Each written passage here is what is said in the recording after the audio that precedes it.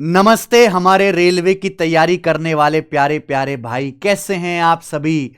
और हमारा वादा पूरा हुआ। मैंने बोला था आपका आरपीएफ कांस्टेबल का पेपर होना है और हम आपको 10 मॉक टेस्ट सॉल्व कराएंगे। और मेरे भाई आज एग्जाम पेपर 10 में सॉल्व करा रहा हूं। आखिरी टेस्ट, आखिरी प्रहार है।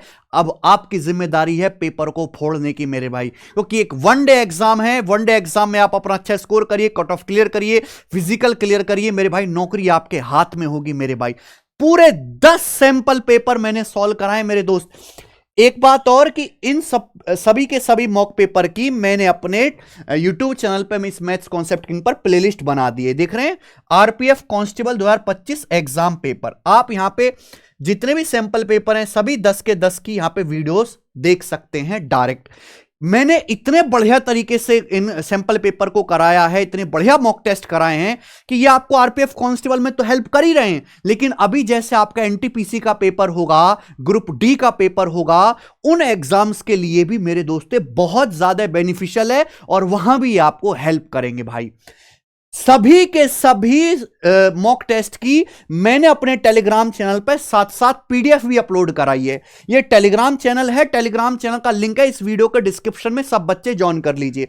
वहां पे सारे मॉक टेस्ट का लिंक है और हर वीडियो के नीचे उसकी पीडीएफ भी साथ साथ अपलोड है। तो जिन बच्चों ने नहीं किए मेरे भाई, वो पीडीएफ डाउनलोड करके पहले खुद से सैंपल पेपर सॉल्व करके देखिएगा। और हमने अपना प्रॉमिस पूरा किया है। आपको हमारी मेहनत, हमारा एफर्ट, हमारा प्रयास समझ में आया, पसंद आया है तो इस वीडियो को लाइक करना मेरे प्यारे में, शेयर करना। और आपकी जर्नी में, आपकी तैयारी में, अब तो पेपर आ ही लिया नजदीक में, हमारा क्या योगदान रहा वो भी मुझे कमेंट पे जरूर बताइएगा। मैं पढ़ूंगा, मुझे अच्छा लगेगा मेरे दोस्त। आज हमें आखिरी टेस्ट अपना करना है। कॉपी पेन लेके बैठिए। बहुत ही अच्छा पेपर, रेलेवेंट पेपर मैंने बनाया है और इन टेस्ट में मैंने मैक्सिमम लेवल तक को टच किया है, यानी कि इससे बाहर, इससे ऊपर, इससे कैलकुलेटिव सवाल आपके पेपर में नहीं आएंगे दोस्त, गारंटी हमारी, लिख लीजिए चाहे। शुरू से शुरू करते हैं। सवाल number 1, determine the value of Z in the equation. आपके सामने एक इक्वेशन दी है, पूछा है इसमें जेड का मान क्या होगा। √20 plus √20 plus √20 plus √20 dot dot infinite, हर जगह प्लस का साइन है। तो कभी भी ऐसा सवाल आए तो ये जो नंबर आपको दिखाई दे रहा 20, इसको ऐसे ब्रेक करो कि उनका डिफरेंस 1 रहे, यानी कि 5 और 4, 5 की 4 में गुणा करेंगे 20 आएगा, गुणा करके 20 आए, डिफरेंस 1 रहे। अगर हर जगह जैसे यहां प्लस दे रखा है, प्लस प्लस प्लस, तो बड़ा वाला नंबर इसका आंसर हो जाएगा 5। अगर सपोज यहां हर जगह माइनस माइनस होता तो फिर इसका आंसर छोटा वाला आता 4। इस क्वेश्चन का आंसर 5 है मेरे बच्चे। आ जाते हैं सवाल 2, पी और क्यू ने एक साथ काम पूरा किया। उन्हें 1080 रुपए और 1440 रुपए का पेमेंट किया गया।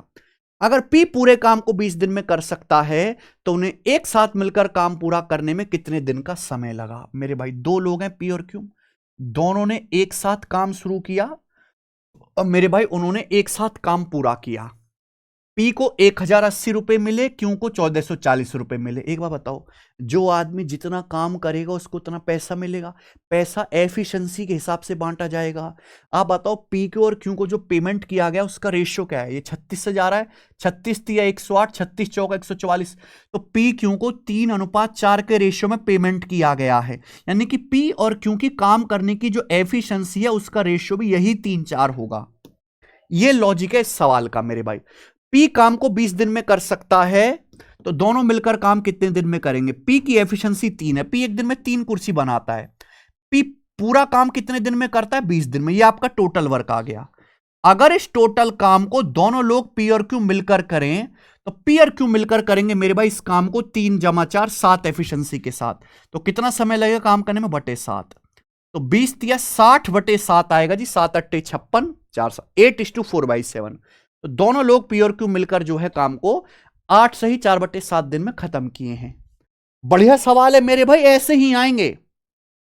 ये 90,000 रुपए की राशि 5% की साधारण ब्याज दर पर 4 वर्ष के लिए उधार लेता है और वह इसे 7% की साधारण ब्याज पर 4 साल के लिए बी को उधार देता है।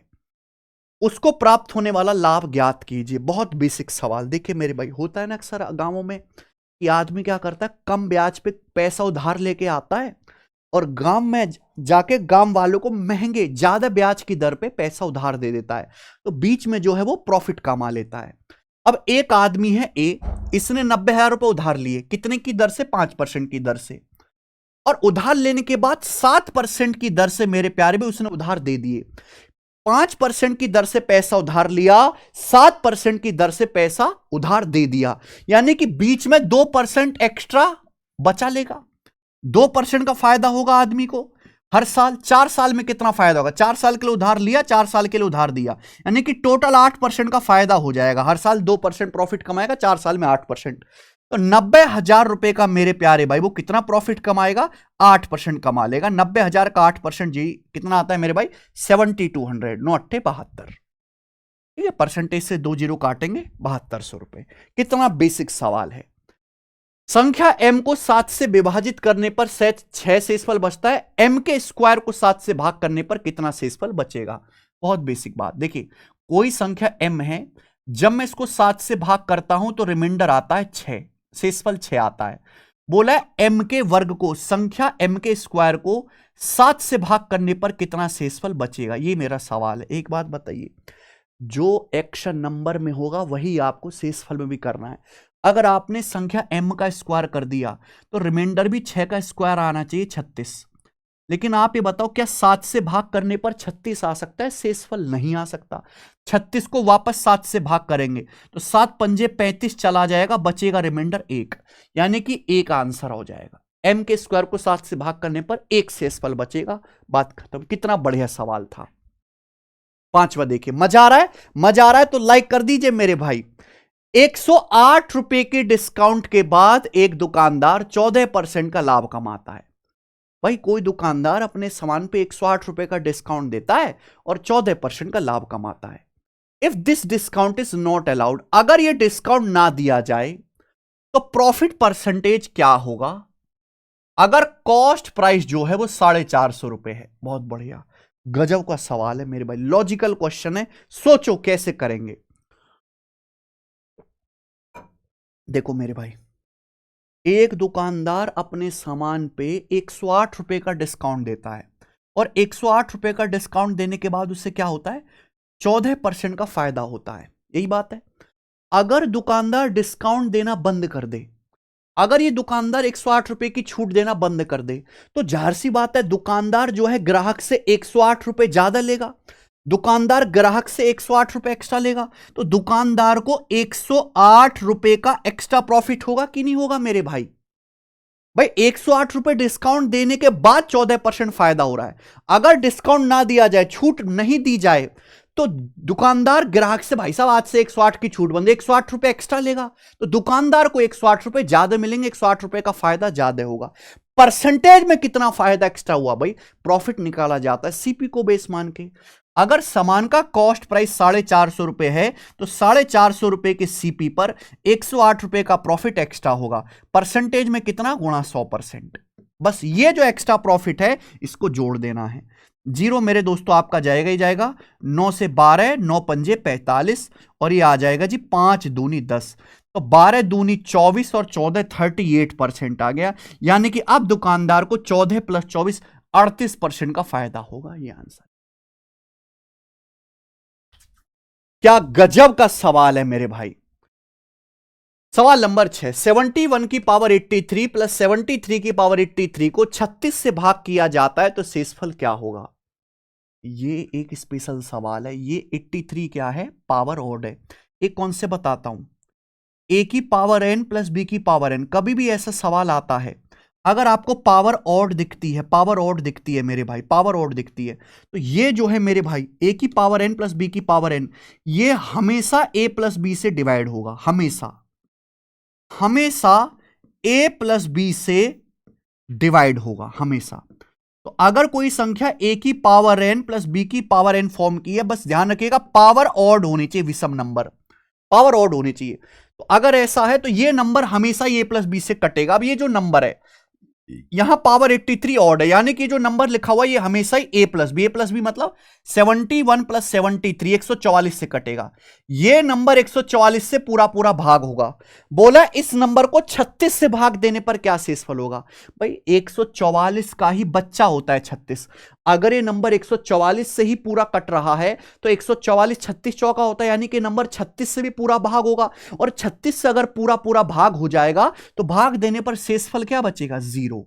जीरो आंसर था इस सवाल का मेरे दोस्त, यानी कि कॉन्सेप्ट आपको पता होना चाहिए केवल। अगला देखेंगे, ए बी सी एक काम को 8 10 12 दिन में कर सकते हैं। एक साथ काम पूरा करने के बाद उन्हें 5550 रुपए प्राप्त हुए। प्राप्त राशि में बी का हिस्सा क्या होगा। बी का शेयर आपसे पूछा है। देखो मेरे भाई, ए बी सी 3 लोग हैं, वो किसी काम को 8 10 12 दिन में करते हैं और वो एक साथ मिलकर काम करते हैं।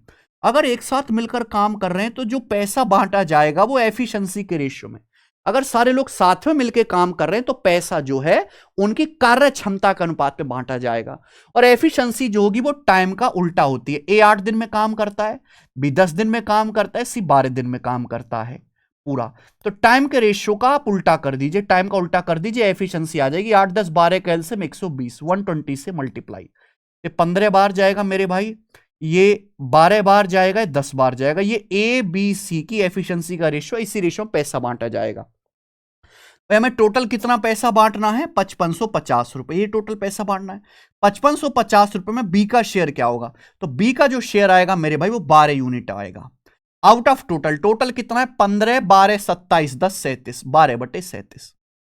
अब देखिए 37 तिया 111 होता है, तो 37 से 555 15 बार जाएगा, यानी कि 150 गुणा 12 1800 रुपए।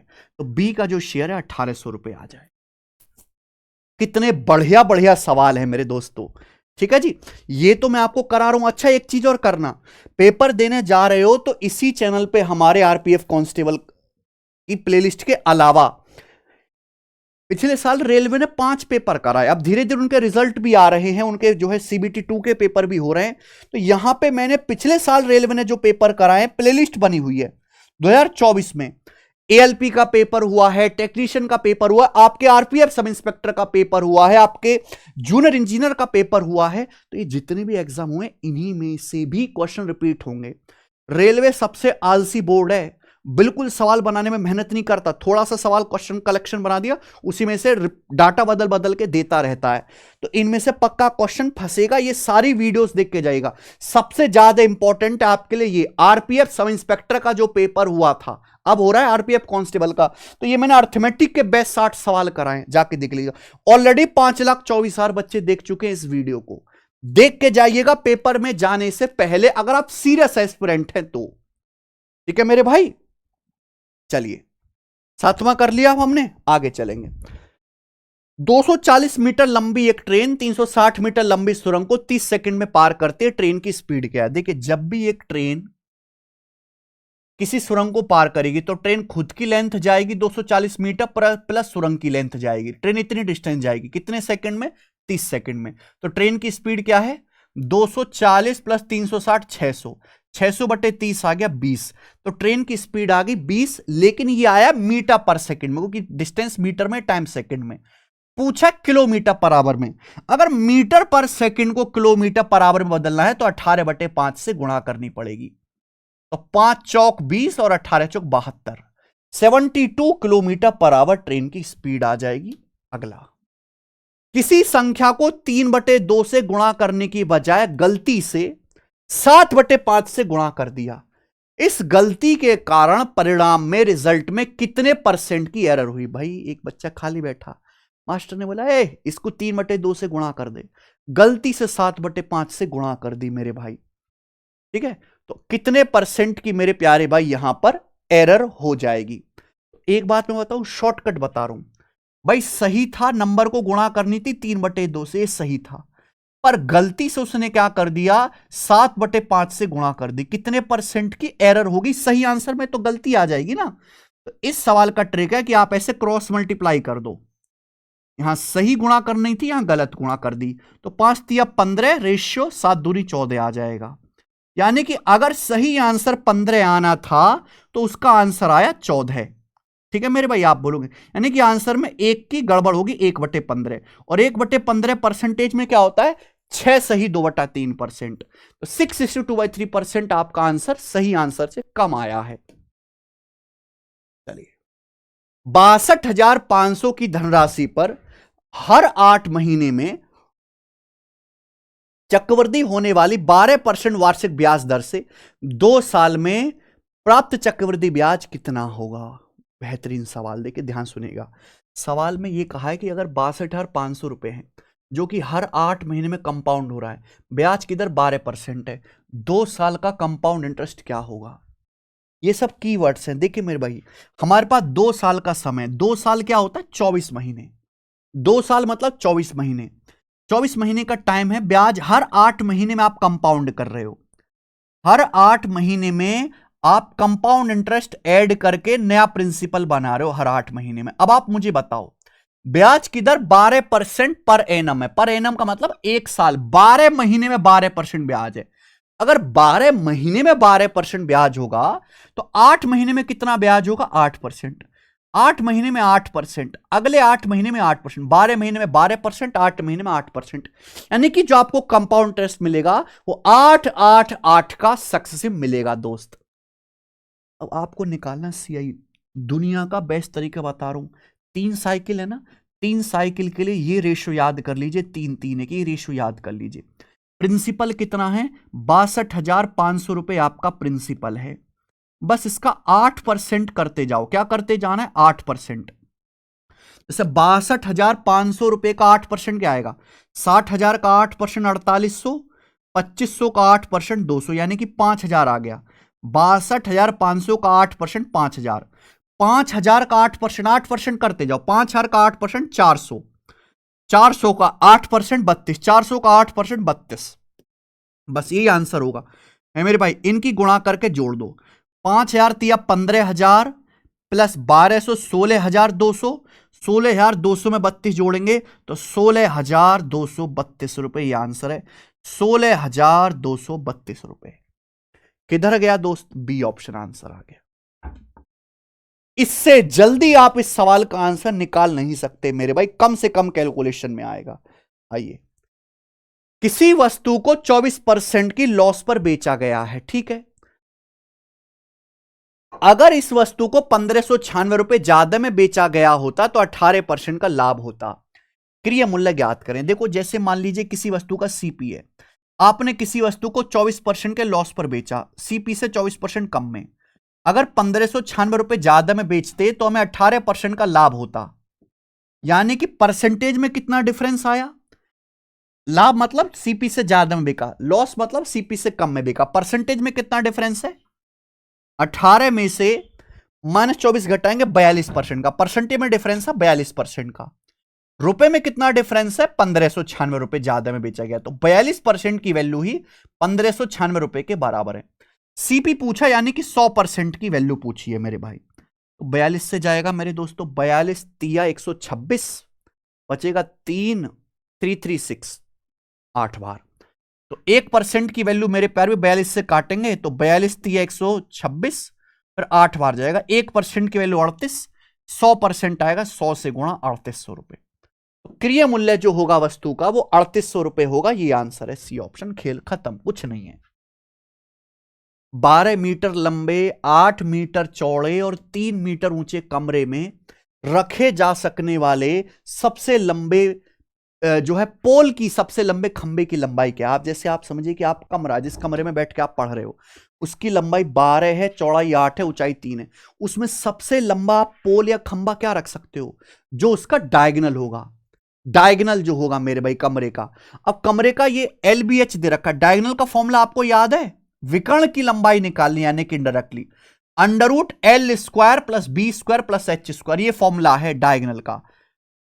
किसी घनाभ के डायगोनल की लंबाई का √L² plus B² plus H²। 12 का स्क्वायर 144 प्लस 8 का स्क्वायर 64 प्लस 3 का स्क्वायर 9, 144 प्लस 64 आ गया जी 208, और 9 217, तो 217 का √ आएगा। ये अप्रोक्स में ही निकालना पड़ेगा मेरे भाई। अब आप ये बताओ, 16 का स्क्वायर 256, 16 से छोटा आएगा, 14.73 ये आंसर है भाई। 15 का स्क्वायर होता है 225, 225 का अंडर रूट 15 आता है, तो 217 का अंडर रूट 15 से छोटा आएगा, 15 से छोटा, मात्र सी ऑप्शन है। मजा आया सवाल करके? अगर आपको फॉर्मूला ही नहीं याद तो आप कैसे कर पाओगे भाई? आपको घनाभ की लंबाई विकर्ण की लंबाई निकालने का फॉर्मूला नहीं पता, तो फॉर्मूला सीखने के लिए मैं आपको ये बुक बता रहा हूं, कॉन्सेप्ट किंग। चाहे अर्थमेटिक हो चाहे एडवांस हो, अर्थमेटिक में बहुत सारे शॉर्टकट होते हैं, वो सारे इसमें लिखे हुए। एडवांस में मेंसुरेशन में, ज्योमेट्री में, त्रिकोणमिति में, या एनटीपीसी ग्रुप डी में भी आता है, अलजेब्रा में बहुत सारे फॉर्मूले होते हैं मेरे भाई। इस बुक में सारे के सारे कॉन्सेप्ट, फॉर्मूला, ट्रिक है एग्जाम्पल के साथ। तो अगर कॉन्सेप्ट बहुत वीक है तो ये बुक ऑर्डर करके मंगाइए। 100-150 की बहुत पतली सी किताब है मेरे भाई, और कलरफुल मेरे दोस्तों, मल्टी कलर में। तो इस बुक से आप जो है कॉन्सेप्ट सीख सकते हैं, मैथ्स कॉन्सेप्ट किंग से। आगे सवाल नंबर 13। एक ग्रुप में 125 स्टूडेंट की एवरेज 16.2 है। 125 बच्चे, एवरेज 16.2 है। 40% लड़के हैं, बाकी लड़कियां हैं। लड़कों की एवरेज लड़कियों से 20% ज्यादा है। लड़कों की एवरेज ज्ञात करें। यह सवाल एसएससी में बहुत आया था, लेकिन अब आना बंद हो गया, पर मैं करा रहा हूं मॉक में एक सवाल। देखो इसकी कोई जरूरत नहीं, 125 बच्चों की बोला है, 40% स्टूडेंट लड़के, 40% का मतलब होता है 2/5। तो मैं कह सकता हूं कि अगर टोटल 5 है तो 5 का 40%, 2 बॉयज हैं और 3 गर्ल्स हैं। तो एक क्लास में बॉयज और गर्ल्स की जो संख्या का रेशियो है वो ये है, बॉयज गर्ल्स की संख्या का रेशियो, ठीक है।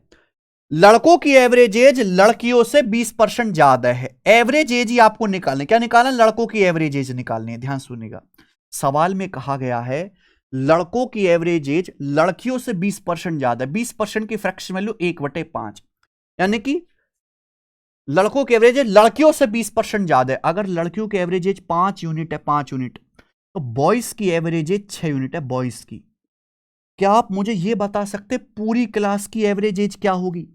2 लड़कों की एवरेज एज 6 है, तो टोटल कितना होगा? 12। 3 लड़कियों की एवरेज एज 5 है, तो टोटल कितनी होगी? 15।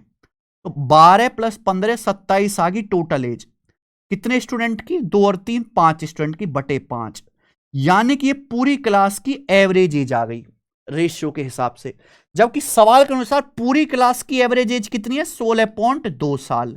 तो ये मैंने वेटेड एवरेज के कॉन्सेप्ट से पूरी क्लास की एवरेज एज निकाल दी। बताइए कितने गुना हो रहा है? 27 से जाएगा, 27 छिक्का होता है मेरे भाई 162। तो 1 यूनिट की वैल्यू आएगी मेरे दोस्तों, ये देखिए 5 की यहां 0.6 में गुणा करेंगे 3, 1 की वैल्यू 3 साल आ गई। आपसे पूछा बॉयज की एवरेज, बॉयज की एवरेज है 6 यूनिट, तो 6 की वैल्यू भी 3 गुना आएगी, यानी कि 18 साल। तो बॉयज की जो एवरेज एज है वो 18 ईयर्स है, और ये मेरा आंसर है 18 ईयर्स। ठीक है जी।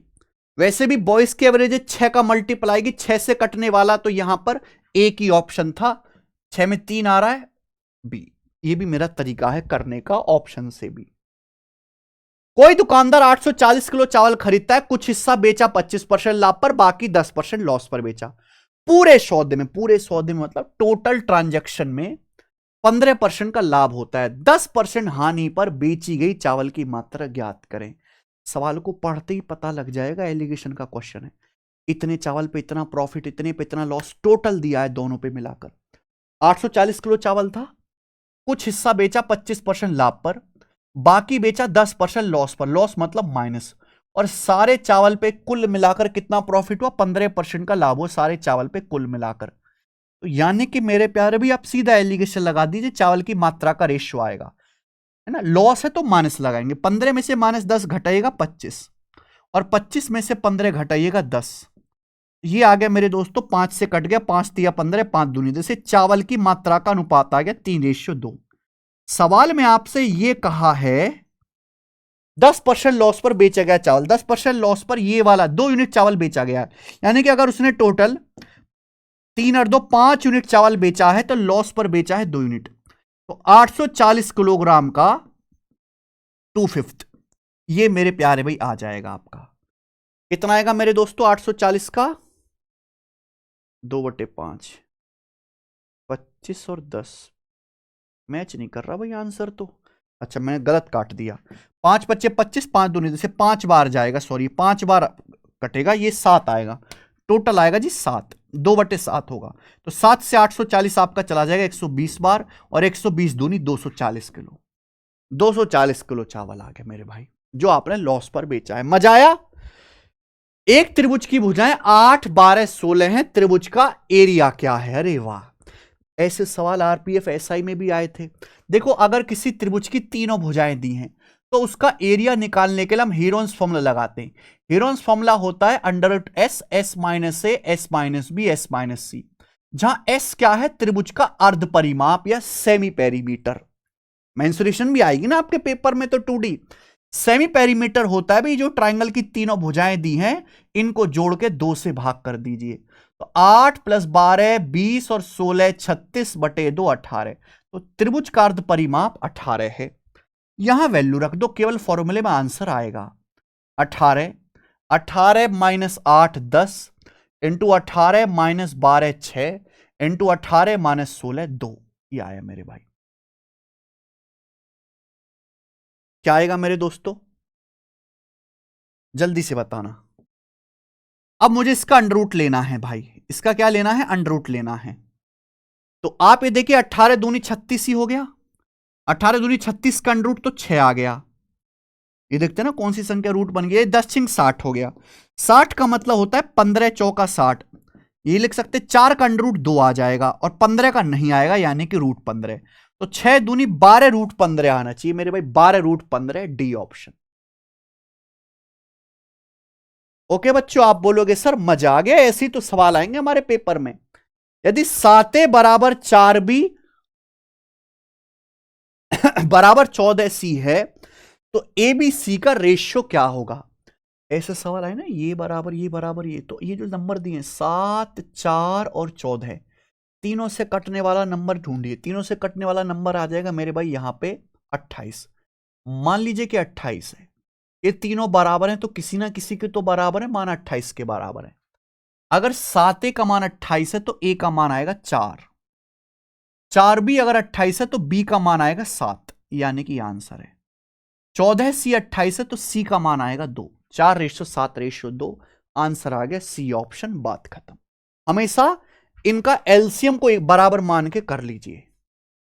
92 किलो गेहूं बेचने से किसी आदमी का इसके 12 किलो के विक्रय मूल्य के बराबर लाभ प्राप्त होता है। लाभ प्रतिशत ज्ञात करें। By selling 92 kg of wheat, a person gains the selling price of 12 kg of it, is gain percent. देखो, मैं एक स्टेप में करना सिखाऊंगा मेरे भाई। आपने 92 किलो गेहूं बेचा और आपको 12 किलो गेहूं के सेलिंग प्राइस के बराबर प्रॉफिट हुआ। 12 किलो गेहूं के सेलिंग प्राइस के बराबर प्रॉफिट हुआ। मैंने मान लिया कि भाई 1 किलो गेहूं का जो सेलिंग प्राइस है, मैंने मान लिया कि वो 1 रुपए। 1 रुपए से आप जल्दी समझोगे। तो आपने 92 किलो गेहूं बेचा और आपके 12 किलो गेहूं के सेलिंग प्राइस के बराबर। अगर 1 किलो गेहूं का सेलिंग प्राइस 1 रुपए माना है, तो 12 किलो का कितना आएगा? 12 रुपए। तो आपको 12 रुपए का प्रॉफिट हुआ मेरे भाई। आपने 92 किलो गेहूं बेचा। 92 किलो गेहूं कितने का बिकेगा? 92 रुपए का। आपने 92 रुपए का गेहूं बेचा। 1 किलो गेहूं का सेलिंग प्राइस 1 रुपए। 92 किलो गेहूं बेचने का 92 रुपए होगा प्राइस। 92 रुपए का आपने गेहूं बेचा, 12 रुपए का प्रॉफिट हुआ। तो गेहूं का सीपी कितना होगा? 92 में से 12 घटाइए, 80 रुपए होगा कि नहीं होगा? बोलो, बात समझे क्या? 92 रुपए का 92 रुपीस का गेहूं बेचा, 12 रुपए मेरा फायदा है। तो 92 में से 12 घटाओ, तो यानी कि गेहूं तो 80 का खरीदा होगा। तो 80 पर 12 का प्रॉफिट हुआ है मेरे भाई। परसेंटेज में कितना प्रॉफिट हुआ है? इंटू 100%। तो आएगा 120/8, 15% आपका लाभ है। एक स्टेप में होने वाला सवाल है। एक स्कूल में लड़कों और लड़कियों की संख्या का रेशो 6:7 है। एक स्कूल में बॉयज गर्ल्स का रेशो 6:7 है। स्कूल में कुल स्टूडेंट 3289 है। तो लड़कियों की संख्या 7 का मल्टीपल आएगी, वो भी देख सकते हैं। या टोटल अगर 329 है, 3289 सॉरी, पूछा गर्ल्स कितनी है, तो गर्ल्स है मेरे प्यारे भाई यहां पर 7 यूनिट। आउट ऑफ टोटल मेरे प्यारे भाई 6 7 13, ये आ जाएगा। केवल ये मुझे करना है। मैं देखूंगा यूनिट डिजिट, यहां पे यूनिट डिजिट अलग अलग है। आप ये देखो 9 7 63, ऊपर क्या आएगा मेरे प्यारे? ऊपर इकाई का अंक 3 है, नीचे है मेरे प्यारे भाई 13 का 3। अब 3 से अगर 3 पे जाना है तो या तो 3 एकम 3 होगा, 3 चिंग 18 होता है, 3 चौक 12 होता है, 3 नाम 27 होता है। भाई अगर नीचे 3 है ऊपर भी 3 इकाई का अंक, तो 3 एकम 3 बार पढ़ा जाएगा, एंड में 1 आएगा। ये उत्तर आ गया, बात खत्म।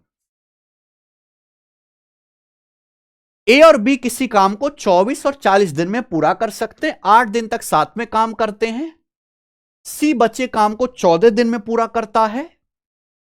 एक साथ ए और सी सेम काम का 75% भाग कितने दिन में पूरा करेंगे। देखो अगर ये सवाल करना है तो हमें यहां सी की एफिशिएंसी निकालनी पड़ेगी।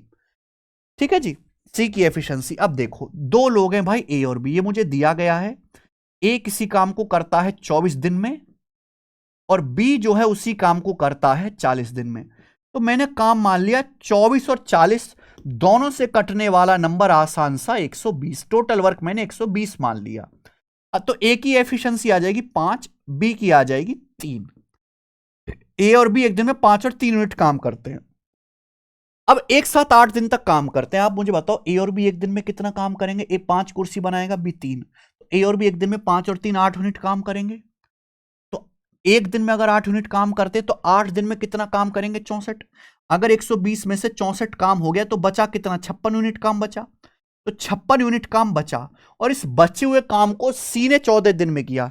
इस बचे हुए काम को मेरे प्यार में किसने किया है, सी ने किया है। कितने दिन में किया, 14 दिन में किया है। तो सी की जो एफिशिएंसी आ जाएगी 4।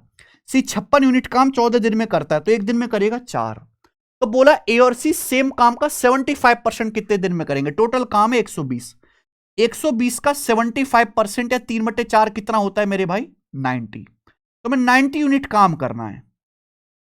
ठीक है भाई, 90 यूनिट काम ए और सी मिलकर कितने दिन में करेंगे। तो भाई अगर ए और सी मिलकर करेंगे तो मैं कह सकता हूं ए की एफिशिएंसी तो 5 है और सी की मेरे प्यारे भाई 4 है। तो ए और सी मिलकर करेंगे 5 + 4 9 एफिशिएंसी के साथ। 9 एफिशिएंसी के साथ ए और सी को 75% काम करने में 10 दिन लग जाएंगे। 90/9 10 दिन। 10 दिन इस सवाल का आंसर है ए ऑप्शन। कितना बढ़िया सवाल है। हमेशा इस तरीके से ही ऐसा क्वेश्चन को आपको लीड करना है। समझ में आया मेरे प्यारे बच्चे। आइए सवाल नंबर है 20। What the product of average of first 10 positive odd number and average of first 15 positive even number. अच्छा भाई एक कॉन्सेप्ट मैं लिख ही देता हूं, आपको हेल्प मिल जाएगी। Average of first n odd numbers क्या आ जाएगा, n नहीं आएगा। यानी कि हिंदी में कहूं प्रथम n विषम संख्याओं के, नेचुरल नंबर की बात कर रहा हूं मैं, नेचुरल नंबर यानी कि जो पॉजिटिव इंटीजर्स हैं, प्राकृतिक संख्याएं। प्रथम n विषम प्राकृतिक संख्याओं का एवरेज हमेशा n आता है। पहली प्रथम n विषम संख्याओं का जो एवरेज है वो n आएगा। और अगर मैं average of first n even natural numbers निकालूं, यानी कि प्रथम n सम प्राकृतिक संख्याओं का अगर मैं एवरेज निकालूं तो वो आएगा मेरे प्यारे भाई n+1। n+1। अगर मैं पहली n ऑड नंबर्स का एवरेज निकालूंगा तो n आएगा, ये रट लीजिए। अगर मैं फर्स्ट n इवन नंबर्स का एवरेज निकालूंगा तो n+1 आएगा। अब जैसे यहां पे बोला है पहली 10 धनात्मक विषम संख्याओं का औसत, विषम संख्याओं का औसत 10 ही आएगा। पहली 10 ऑड नंबर्स का एवरेज 10 ही आएगा। फर्स्ट 15 इवन नंबर का एवरेज, तो पहली 15 धनात्मक सम संख्या, धनात्मक यानी कि पॉजिटिव नंबर्स क्या होते हैं मेरे भाई, पॉजिटिव नंबर्स जो होते हैं, पॉजिटिव इंटीजर्स, वो नेचुरल नंबर ही होते हैं, प्राकृतिक संख्या होती है। तो पहली 15 धनात्मक सम संख्याओं का जो एवरेज आएगा वो क्या आएगा, 1 ज्यादा, 15 और 1 16। अब इनके औसत का गुणनफल 160, 10 × 16 160 आंसर है। अगला, पाइप ए और बी किसी भरी टंकी को 36-45 मिनट में खाली कर सकते हैं, जबकि पाइप से अकेले टंकी को 15 मिनट में भर सकता है। बी और सी को एक साथ 15 मिनट के लिए खोला जाता है, फिर दोनों को बंद कर दिया जाता है और ए को खोला जाता है। पाइप ए टंकी को खाली करेगा कितने मिनट में, देखो करना पड़ेगा मेरे भाई। ए और बी दोनों ही खाली करने वाले पाइप हैं। ए 36 मिनट में टंकी खाली कर सकता है और बी 45 मिनट में टंकी खाली कर सकता है। सी है लेकिन भरने वाला, सी टंकी को 15 मिनट में भर सकता है। तो 36 45 15 से कटने वाला नंबर 180। मैंने मान लिया कि जो टंकी की कैपेसिटी है 180 है, तो पाइप ए की एफिशिएंसी 180 यूनिट 36 मिनट में खाली करता है, 1 मिनट में खाली करेगा 5। बी की एफिशिएंसी 45 चौका 180 -4। सी की एफिशिएंसी आ जाएगी 12। यही है, तीनों की एफिशिएंसी आ गई। अब देखो बी और सी को एक साथ 15 मिनट के लिए खोला जाता है। अगर मैं पाइप बी और सी को खोलूंगा, बी तो खाली करने वाला पाइप है, सी भरने वाला है, तो टंकी भरी जाएगी। या देख लेते हैं, बी 4 खाली करेगा और सी 12 भरेगा मेरे प्यारे भाई। तो अगर मैं बी और सी को खोलूंगा तो टंकी 1 मिनट में 12 - 4 8 यूनिट भरेगी। हमने बी और सी को 15 मिनट के लिए खोला, तो 15 मिनट में टंकी कितनी भर जाएगी? 15 × 120 यूनिट टंकी भर जाएगी। तो बी और सी मिलकर 15 मिनट में 120 यूनिट टंकी भर देंगे। फिर क्या किया, 15 मिनट के बाद हमने दोनों पाइप बंद कर दिया। अब हमने ए को चालू कर दिया। अब हमने ये जो पाइप ए है इसको चालू कर दिया, लेकिन पाइप ए तो खाली करने वाला पाइप है। जैसे ही पाइप ए को चालू करेंगे तो पाइप ए खाली करना शुरू कर देगा। लेकिन जितनी टंकी भरी गई है भाई, स्टार्टिंग में टंकी खाली होती है, जितनी टंकी भरी गई है 120 यूनिट, 120 यूनिट टंकी अगर भरी गई है तो वही तो खाली होगी 120 यूनिट। और इसको कौन खाली करेगा? इसको खाली करेगा पाइप ए। पाइप ए खाली करेगा इसको 5 एफिशिएंसी के साथ। तो पाइप ए 120/5 यानी कि 24 मिनट में। अगले 24 मिनट में मेरे प्यार में पाइप ए टंकी को खाली कर देगा। डी ऑप्शन आंसर आ जाएगा। हुआ अगला, कोई आदमी धारा की विपरीत दिशा में यानी कि अपस्ट्रीम 55 किलोमीटर जाता है 5 घंटे में और धारा की दिशा में 75 किलोमीटर 3 घंटे में तय करता है। बोला है स्थिर जल में 96 किलोमीटर की दूरी तय करने में कितना समय लगेगा। अगर हमें क्वेश्चन सॉल्व करना है तो नाव की स्टिल वाटर में स्पीड निकालनी पड़ेगी। देखो मेरे भाई, कोई आदमी अपस्ट्रीम जाता है 55 किलोमीटर 5 घंटे में, तो अपस्ट्रीम की स्पीड आएगी जी डिस्टेंस बटे time 11 kilometre per hour upstream की। ऐसे ही धारा की दिशा में डाउनस्ट्रीम जाता है 75 किलोमीटर 3 घंटे में, तो डाउनस्ट्रीम की स्पीड आ जाएगी 25। अगर मैं नाव की शांत जल में बात करूं, एक्स का मान निकालूं, तो एक्स का मान आएगा डी + u/2। डी का मान 25, यू का मान 11। 25 + 11 36/2 18। तो नाव की शांत जल में जो चाल आएगी वो 18 किलोमीटर पर आवर आ गई मेरे प्यारे भी। बात समझे? बोले 96 किलोमीटर की दूरी तय करने में स्थिर जल में स्टिल वाटर में कितना समय लगेगा। अगर कोई नाव 96 किलोमीटर जाती है स्टिल वाटर में, तो स्टिल वाटर में जाएगी 18 किलोमीटर पर आवर की चाल से, कितना टाइम लगेगा? टाइम बराबर डिस्टेंस बटे स्पीड। 6 से जाएगा 96 16 बार, 6 से 18 जाएगा जो है 3 बार, 16/3 घंटे यानी कि 5:1/3 आवर। 5 घंटे और जैसे 1/3 घंटा, 1/3 घंटे को मिनट में बदलना है, घंटे को मिनट में बदलना है 60 से गुणा, 1/3 को 60 से गुणा कर देंगे तो 5 घंटा 20 मिनट लगेगा। ये मेरा आंसर होना चाहिए, बी ऑप्शन।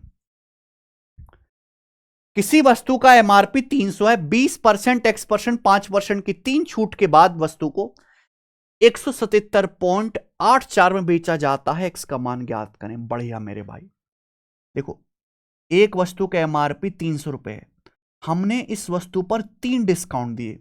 अब डिस्काउंट आगे पीछे कैसे भी दो कोई फर्क नहीं पड़ता। जैसे पहला डिस्काउंट हमने दिया 20% का, 100% पे 20% डिस्काउंट देंगे तो कीमत कितनी रह जाएगी? 80%। 80% मतलब 0.8। हमने ये डिस्काउंट दिया 5% का, 100% पे 5% डिस्काउंट दोगे, कीमत कितनी रह जाएगी वस्तु की? 95%। 95% यानी कि 0.95, 95/100। फिर हमने तीसरा डिस्काउंट दिया, हमने एक और तीसरा डिस्काउंट दिया X% का, तीसरा डिस्काउंट और दिया X% का, एक और डिस्काउंट दिया। और ये डिस्काउंट देने के बाद हमने फाइनली वस्तु को 177.84 रुपए में बेच डाला। तो जो डिस्काउंट है X% कितना है निकालने के लिए हमेशा रेशियो की हेल्प लेंगे, ठीक है ना। 2 डेसिमल से 2 डेसिमल, 1 डेसिमल से 1 जीरो। 95 में 19 आता है तो पहले बड़ा नंबर ही काटो, ठीक है भाई। 5 से काट लेंगे मेरे भाई 19 बार, या 19 से काटो भाई 5 बार, और 19 निम्मा 171 6, 19 या 57 और 11 19 6 114 है, ठीक है भाई।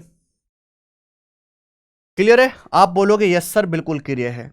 तो 8 तिया 24, 24 से काट लेते हैं मेरे प्यारे भाई। 24 से कितनी बार जाएगा? अगर 960 होता तो 40 बार जाता, ये 936 से तो 39 बार जाएगा। तो ये आएगा मेरे भाई, ये 5 की, ये 0 है, 5 की 10 में गुणा 50/39, तो 50/39 आ गया। यानी कि जब मैं x% का डिस्काउंट देता हूं, जब मैं x% डिस्काउंट देता हूं तो 50 की वस्तु 39 की हो जाती है। यानी कि कितना डिस्काउंट है? 11 का 50 पर। 1/50 2%, 11/50 22%। तो यानी कि x का जो मान है वो 22 है। अच्छा सवाल है भाई ये, वेरी नाइस। ये रेशियो मेथड सबसे आसान है। एक बेलन के आधार का व्यास और ऊंचाई 16-20 है, बेलन का कुल पृष्ठीय क्षेत्रफल क्या होगा? देखो भाई, बेलन का व्यास अगर 16 है तो रेडियस होगी, व्यास है 16, रेडियस होगी व्यास का आधा 8, ऊंचाई 20 है। बेलन का टोटल सरफेस एरिया, कुल पृष्ठीय क्षेत्रफल, टोटल सरफेस एरिया का फॉर्मूला बताऊं, 2πr, पाई का मतलब 22/7, 2πr ब्रैकेट में h+r, ये फॉर्मूला होता है। पाई का मतलब 22/7, 2πr ब्रैकेट में h+r, ये फॉर्मूला है। लेकिन हम ये बात देख सकते हैं कि जो भी आंसर आएगा, 22 तो आ ही रहा है, 22 में छुपा होता है 11, जो भी आंसर आएगा सरफेस एरिया का 11 से कटने वाला होगा। ये नंबर 11 से कटता है, 12 1 का डिफरेंस, ये 11 से कट रहा है, 2 और 1 3 और 8 4 12, 12 3 का डिफरेंस 9, 11 से नहीं कट रहा। 5 और 1 6 और 8, 6 8 का डिफरेंस है 2, ये 11 से नहीं कट रहा। 1 8 9, 8 4 12, 12 और 9 का डिफरेंस 3, ये 11 से नहीं कट रहा। पहला ऑप्शन आंसर है।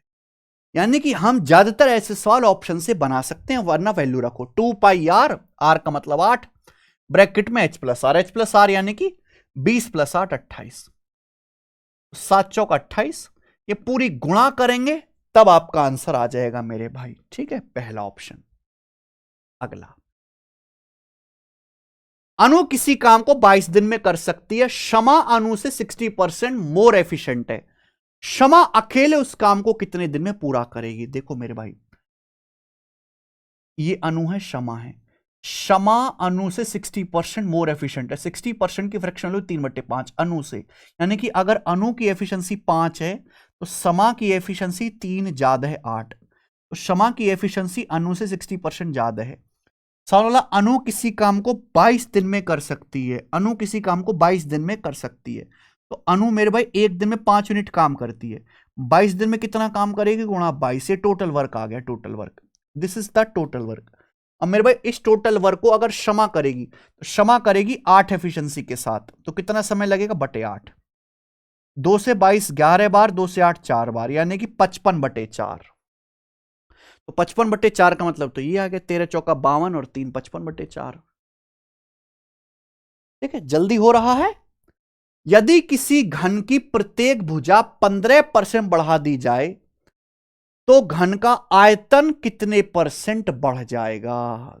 घन की प्रत्येक भुजा, देखो मेरे भाई, घन का जो आयतन होता है वो होता है साइड का क्यूब, भुजा का क्यूब, साइड का क्यूब, ए का क्यूब, ए का क्यूब यानी कि ए गुणा ए गुणा ए, और गुणा का मतलब ही होता है सक्सेसिव। अगर घन की प्रत्येक भुजा को 15% बढ़ा दिया जाए, ये 15% बढ़ा, ये 15% बढ़ा, ये 15% बढ़ाया, तो घन का आयतन कितना बढ़ जाएगा? तो आयतन बढ़ेगा मेरे भाई 15 15 15 का सक्सेसिव, और 15 15 15 का जो सक्सेसिव आता है वो लगभग 52% आता है, लगभग 52% बढ़ जाएगा, 52% बढ़ जाएगा। B option answer. ये स्टैंडर्ड रेट है, क्यों नहीं याद करते? 5 10 15 20 25 याद होना चाहिए।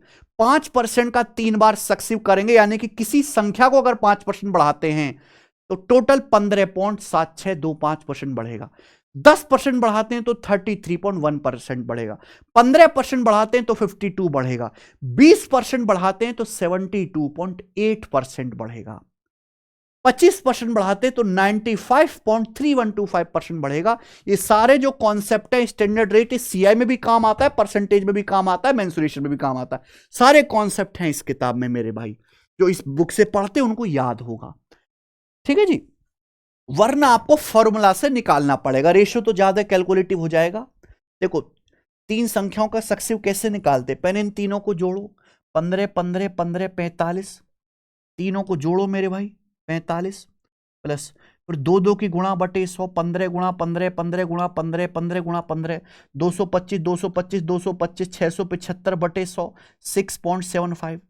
फिर तीनों की गुणा बटे 10,000, ये वैल्यू छोटी आएगी, यानी कि जो भी आंसर आएगा 45 जमा 6 51, 45 से बड़ा आएगा जो भी आंसर आएगा, वो एक ही आंसर था बी। ठीक है जी, ये आपको फॉर्मूला से करना पड़ेगा। फिर अगला लेते हैं। 400 कर्मचारियों की एक फैक्ट्री है जिसमें पुरुष का महिला कर्मचारियों से अनुपात 5:3 है। एक फैक्ट्री में मेल और फीमेल का रेशियो कितना है मेरे भाई? 5:3 है।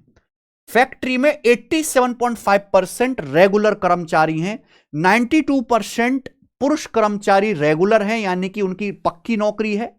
92% of male employ are regular.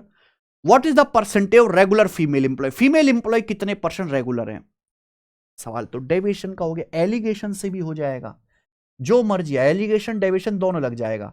Male female का रेशियो 5:3 है। फैक्ट्री में 92% मेल रेगुलर एम्प्लॉय हैं, जबकि पूरी फैक्ट्री में मेल और फीमेल मिलाकर 87.5% रेगुलर एम्प्लॉय हैं। पूछे कितने % फीमेल रेगुलर एम्प्लॉय हैं?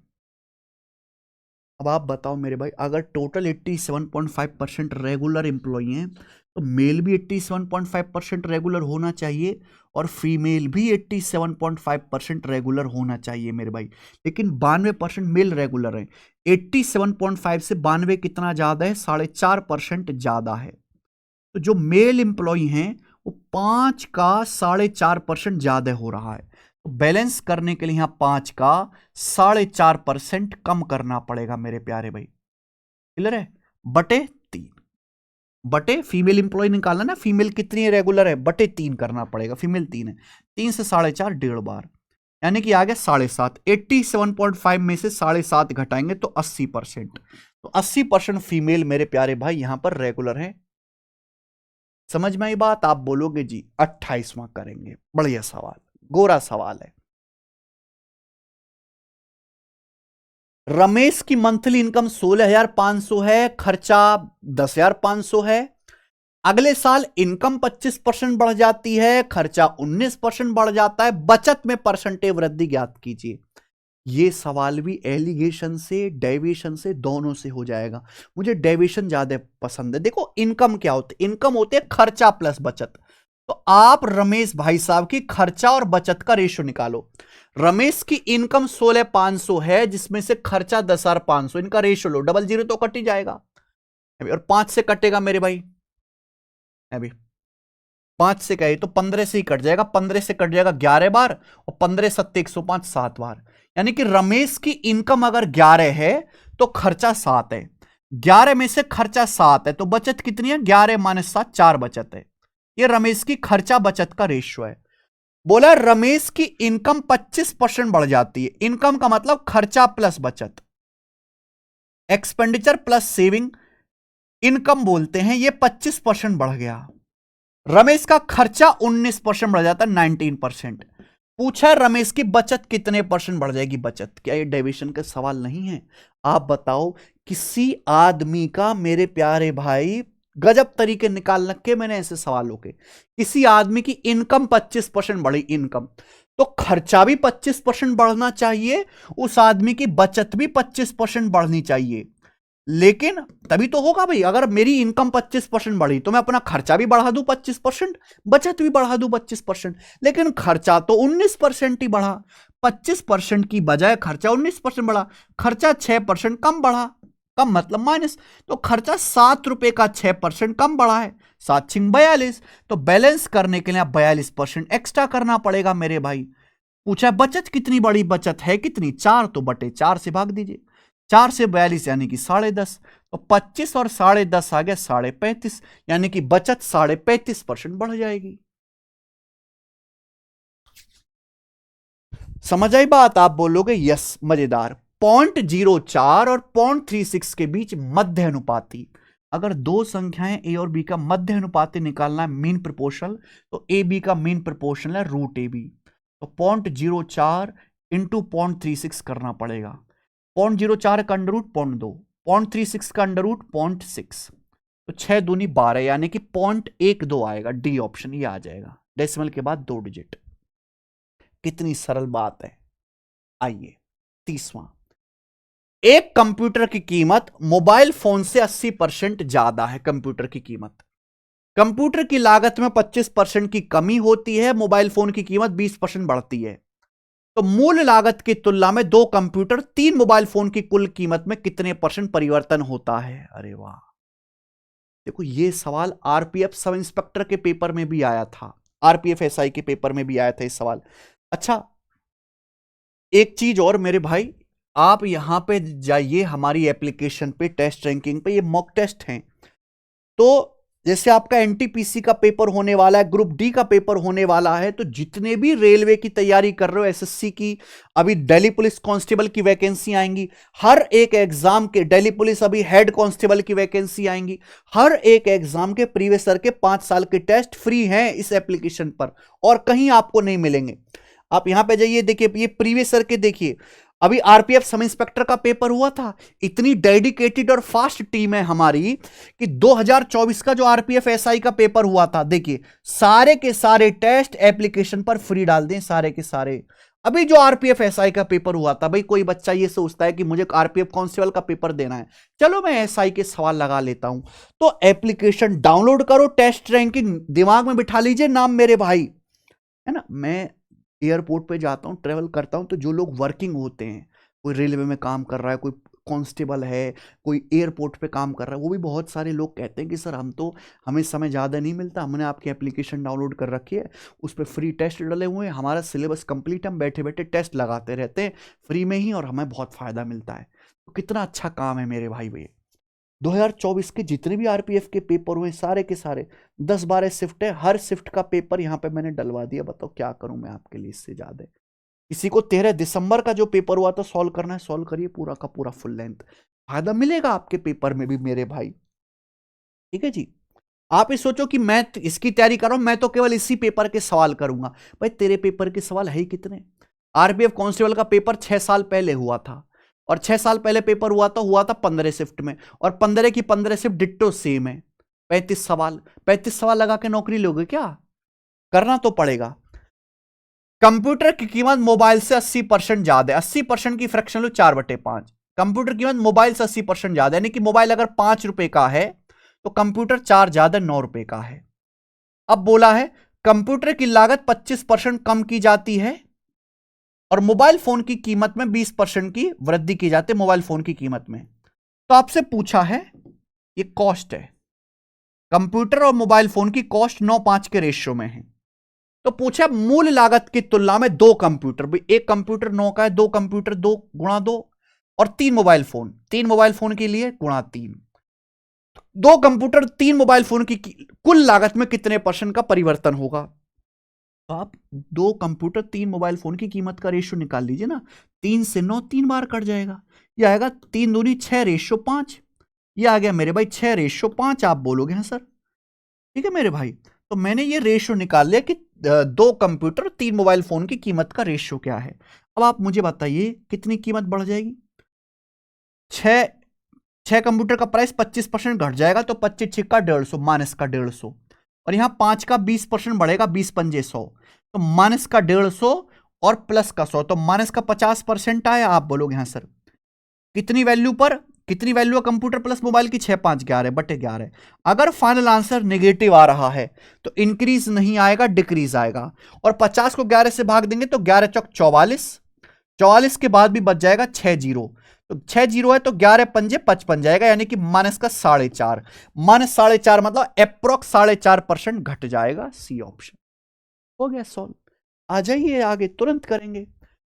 एक चतुर्भुज के विकर्णों का योग L है, उसका परिमाप 4p है, तो उस चतुर्भुज का क्षेत्रफल क्या होगा? ये रोम्बस है मेरे भाई, नहीं चतुर्भुज नहीं है, सम चतुर्भुज होगा। यहां पे लिख लीजिएगा सम चतुर्भुज, सम चतुर्भुज रोम्बस की बात कर रहा है ये, ठीक है।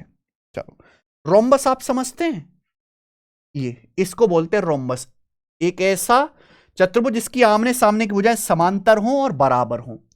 इसके विकर्णों का योग L है, परिमाप 4p है, ठीक है मेरे भाई। अब आप मुझे बताओ, आपसे पूछा रोम्बस का एरिया, ये रोम्बस के डायगोनल होते हैं। रोम्बस का एरिया होता है हाफ d1 d2। जैसे रोम्बस के डायगोनल का योग l है, तो डायगोनल ये आ जाएंगे d1 प्लस d2, दोनों डायगोनल की लंबाई l है। पेरीमीटर 4p है, अगर परिमाप 4p है तो रोम्बस की चारों भुजाएं तो बराबर होती है ना, तो हर साइड की लंबाई क्या आ जाएगी, p आ जाएगी। ये पी पी पी पी हो गया परिमाप 4p। ये रोम्बस के जो डायगोनल है एक दूसरे को 90 डिग्री के कोण पर काटते और बाइसेक्ट करते, बाइसेक्ट। अब ये मान लीजिए मेरे प्यारे भाई कि जैसे डायगोनल d1 d2 है, तो ये हाफ हाफ हो जाएगा, d1 बटे 2 और ये d2 बटे 2, ये आ जाएगा मेरे भाई, हाफ हाफ हो जाएगा ना। ये राइट एंगल ट्राइंगल है, तो इस वाले राइट एंगल ट्राइंगल में पाइथागोरस नहीं लगा सकते। अगर पाइथागोरस लगाएंगे, d1 बटे 2 का स्क्वायर, d1 बटे 2 का स्क्वायर प्लस d2 बटे 2 का स्क्वायर क्या आ जाएगा मेरे प्यारे भाई, बराबर राइट साइड में p का स्क्वायर, पूरा बेसिक से बता रहा हूं। तो 2 का स्क्वायर 4 उधर चला जाएगा, तो d1 square plus d2 square क्या आ जाएगा, 4p square. d1 square plus d2 square बराबर आ जाएगा 4p स्क्वायर। यहां डायगोनल का सम दिया है l। ठीक है बच्चे, आपसे पूछा रोम्बस का एरिया, रोम्बस का एरिया होता है हाफ d1 d2। d1 गुणा d2 कैसे आएगा, d1 गुणा d2 निकालने के लिए आपको इसका स्क्वायर करना पड़ेगा। भाई अगर आप इसका स्क्वायर करेंगे तो a प्लस बी के स्क्वायर का formula a square plus B square plus 2ab, d1 square plus d2 square 4p square plus 2d1 d2 plus 2d1 d2 आएगा मेरे भाई। d1 square plus d2 square की जगह direct लिख दिया 4p square बराबर l स्क्वायर। तो d1 d2 क्या आएगा मेरे भाई, l square minus 4p square, ये आएगी मेरे प्यारे भाई 2d1 d2 की वैल्यू। तो d1 d2 कितना आ जाएगा, बटे 2, ये आ जाएगा मेरे भाई बटे 2 d1 d2। लेकिन रोम्बस का एरिया होता है हाफ d1 d2, रोम्बस का एरिया हाफ d1 d2, तो 1 बटे 2 और करना पड़ेगा। तो ये आएगा मेरे भाई l square minus 4p square, l square minus 4p square बटे 4, बी ऑप्शन है रोम्बस का एरिया। ये प्रॉपर एलजेब्रा का सवाल था मेरे भाई, प्रॉपर एलजेब्रा का क्वेश्चन। 0.00243 की पावर 0.2, 0.00243 की पावर 0.2, 0.2 का मतलब होता है, 0.2 का मतलब 1/5, 2/10, 1/5, 1/5 मतलब फिफ्थ रूट, इसका फिफ्थ रूट लेना है। अब 243 का फिफ्थ रूट 3 होता है, 3 की पावर 5 होता है 243, यहां दशमलव के बाद 5 डिजिट है, फिफ्थ रूट लेंगे दशमलव के बाद 1 डिजिट आएगा, डेसिमल के बाद 1 डिजिट आएगा 0.3।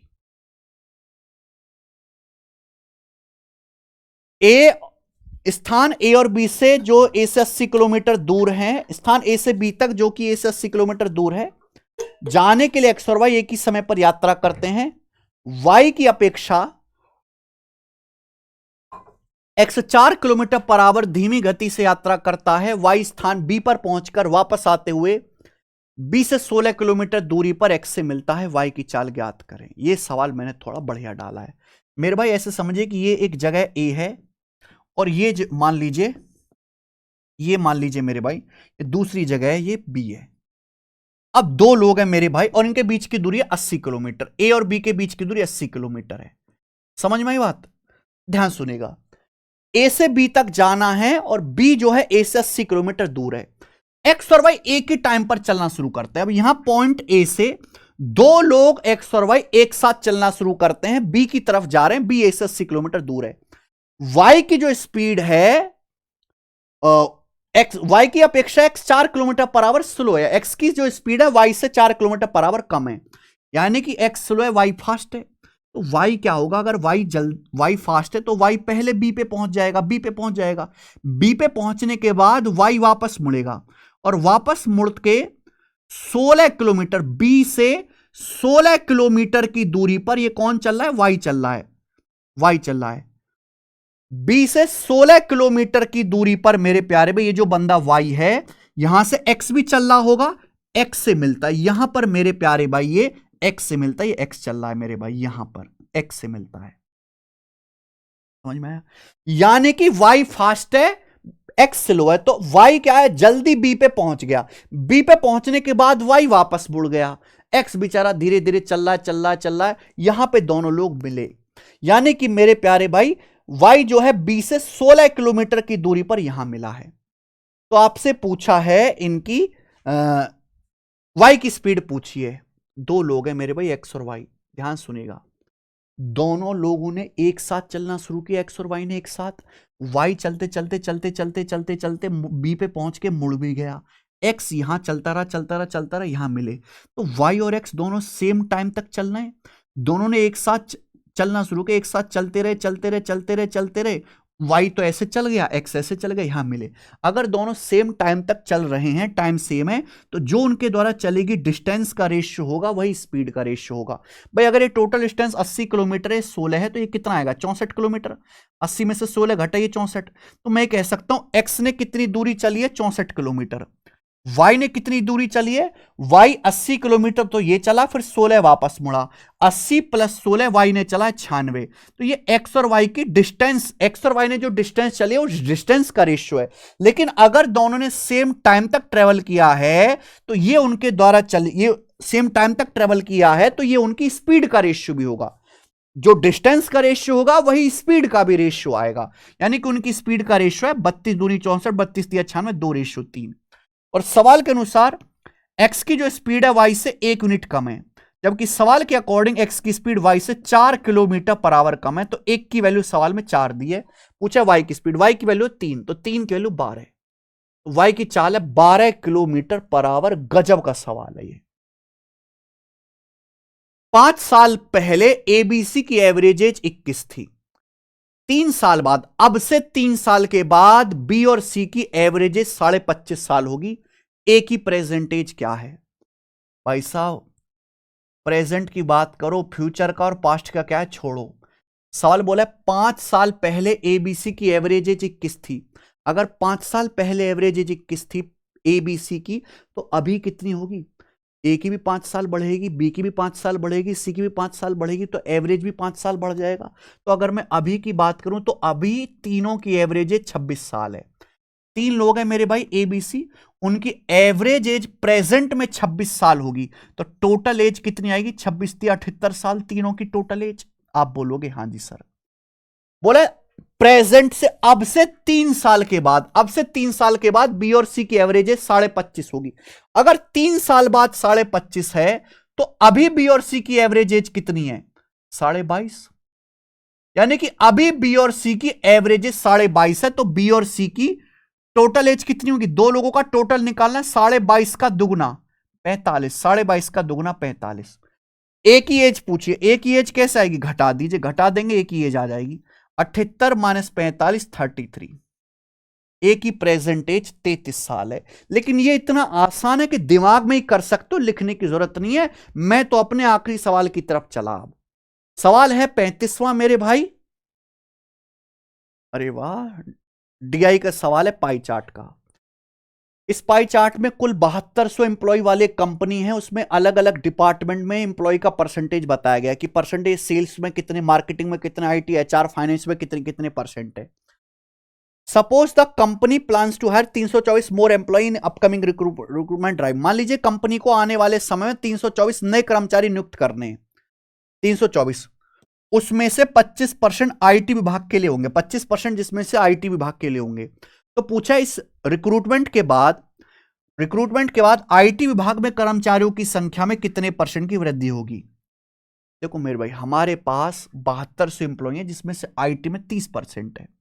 7200 में से आईटी डिपार्टमेंट में 30% काम कर रहे हैं, जो कि कितना आता है परसेंटेज से? 20, 2160। 72 तिया 216, 2160। तो आईटी डिपार्टमेंट में 2160 लोग कंपनी में लोग काम कर रहे हैं। अब कंपनी 324 लोग और हायर करना चाहती, 324। अब 324 लोग जो कंपनी हायर करना चाहती है, उसमें से 25% केवल आईटी के होंगे। तो 324 का 25% क्या होता है? 25% 1/4। 25 324 का 1/4 81। यानी कि कंपनी जो नए लोग हायर करेगी 324, उसमें से आईटी के 81 लोग होंगे। तो बोला है आईटी के लोगों का परसेंटेज कितना बढ़ जाएगा? भाई आईटी में ऑलरेडी 2160 काम कर रहे हैं, 81 लोग और आ जाएंगे, तो कितने परसेंट मेरे प्यारे भाई वृद्धि हो जाएगी? गुणा 100%। 2160 में 81 इंक्रीज हो जाएंगे मेरे प्यारे भाई लोग, और 0 से 0 है भाई, कितना जाएगा मेरे भाई? 81 है ना ये तो, तो 27 तिया और 27 मेरे प्यारे भाई आपका हो जाएगा ये आपका 8। तो 30/8 आ गया ना, 30/8, 15/4 आ गए, 15/4%। 15/4 का मतलब 3.75, तो 3.75% आंसर है डी ऑप्शन। अच्छा सवाल है, ठीक सवाल है, आपके पेपर के हिसाब से बढ़िया सवाल है। ठीक है, इसी के साथ ये टेस्ट होता है दी एंड। मेरे भाई देखो कितने बढ़िया बढ़िया सवाल हमने आज की क्लास में जो है करे। हमारा प्रॉमिस हो गया पूरा। 10 टेस्ट थे मेरे भाई, चैनल पे जाइएगा, सारे के सारे मैंने करा दिए। एक एक टेस्ट देख के जाइए, अच्छे से एक एक सवाल करके जाइए, पेपर आपका अच्छा होगा। जितने भी बच्चों का भी नियर बाई में पेपर है, जब भी आपका एग्जाम होगा, मेरी तरफ से आपको बहुत बहुत शुभकामनाएं। भगवान करे आपका पेपर अच्छा हो और इस साल आपकी एक नौकरी पक्की हो मेरे भाई। नौकरी लगेगी, हमारा भी कंट्रीब्यूशन होगा आपकी सफलता में। जब नौकरी लग जाए तो हमें याद जरूर करना, हो सके तो मिठाई का डिब्बा भी भिजवाना मेरे भाई। बहुत बहुत बेस्ट ऑफ लक आपके एग्जाम के लिए मेरे भाई। जितनी मैं हेल्प कर सकता तो उतनी मैं कर रहा हूं। एक वीडियो, अभी 2 वीडियो और आएंगी मेरे भाई। एक वीडियो में बना रहा हूं आरपीएफ कांस्टेबल के टॉप 100 बेस्ट क्वेश्चन की, और एक वीडियो बना रहा हूं मैं मेंसुरेशन के बेस्ट 25 सवालों की। बस इससे ज्यादा कंटेंट मैं आपको पढ़ने के लिए नहीं कहूंगा, यही आपकी तैयारी के लिए काफी है मेरे प्यारे भाई। उसके बाद अभी एएलपी CBT2 का पेपर होगा, एनटीपीसी ग्रुप डी का पेपर होगा, फिर हम उसकी तैयारी भी अपने इस चैनल पर फ्री कराएंगे मेरे दोस्त। हम जो है अपनी तरफ से पूरा प्रयास कर रहे हैं स्टूडेंट की हेल्प के लिए। कोई बच्चा ये नहीं कह सकता कि जो हमारे गगन सर हैं, जो हमारे भाई हैं, वो मेहनत नहीं कर रहे या हमको फ्री में पढ़ा नहीं रहे मेरे भाई। ऐसा कोई एक नहीं कह सकता। एप्लीकेशन पे टेस्ट आपको कराने हो मेरे भाई, प्रैक्टिस करानी हो, कॉन्सेप्ट की सीरीज चलानी हो, फ्री पीडीएफ देनी हो, किसी एग्जाम की नोटिफिकेशन देनी हो, सबसे पहले हर समय आपके लिए तैयार है। रात के भैया आप देखिए 23:03 और रात के 11 बज रहे मैं रिकॉर्ड कर रहा हूं आपके लिए मेरे दोस्त।